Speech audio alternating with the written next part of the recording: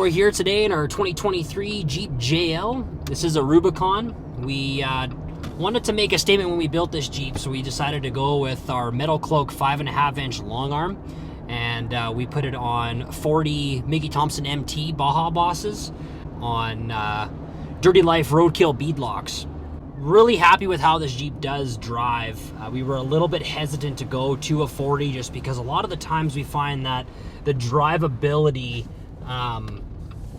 you almost lose it when you get to such a large tire. And to be totally honest, I cannot believe how well that this Jeep handles.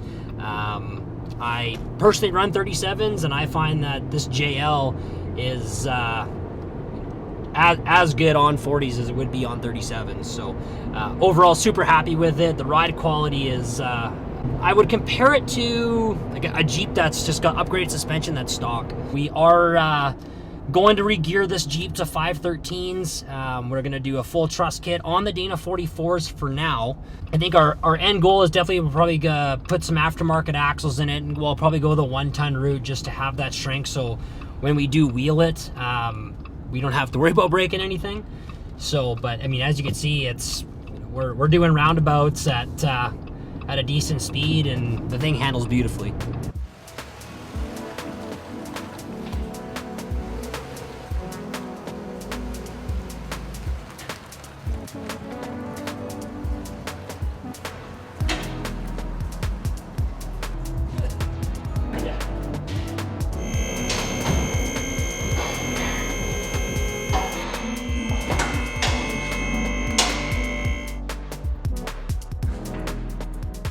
So under the Jeep now, just want to give you guys a run through of the build as entirety from front to back. So to start with the front end, we did go with Metal Cloak, their full steering kit.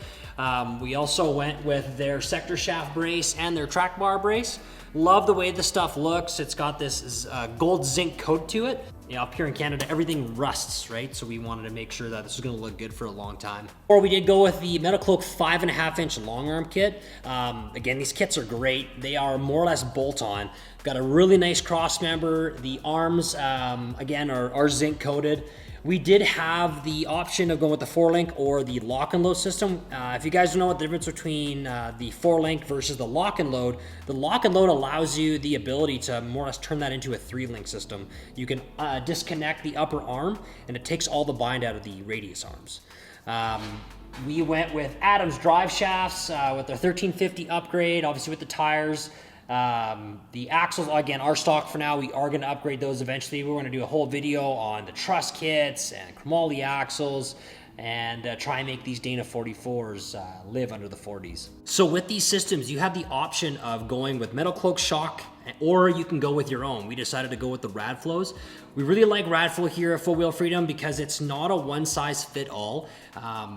They give you the option to really make it your own. So when we went with this build, we wanted to really give them the reins on the valving. They run the race oil up here in Canada. It's a thinner oil, which really combats the issues with leaking with our cold climate. And really impressed with these 2.5s. They ride so smooth, got lots of travel with them, and I highly recommend going this route because, again, it makes this Jeep night and day difference for ride quality. For a wheel and tire package, we went with the Mickey Thompson Baja Boss MTs. I'm a huge fan of this tire. I run it personally on my own stuff.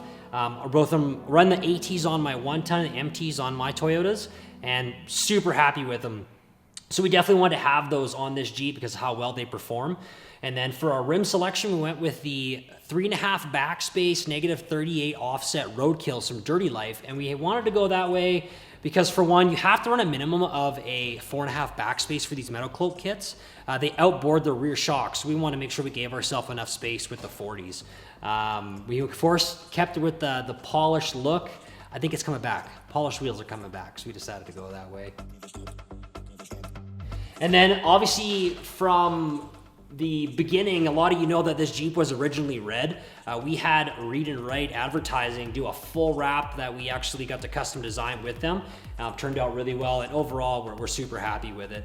The whole point of this build was to show you guys what we could do. We can go mild to wild. And the whole purpose of this unit is to take it off-roading with you guys, take it to shows, and just really enjoy the Jeep lifestyle. So this is kind of one of my favorite parts about this Jeep.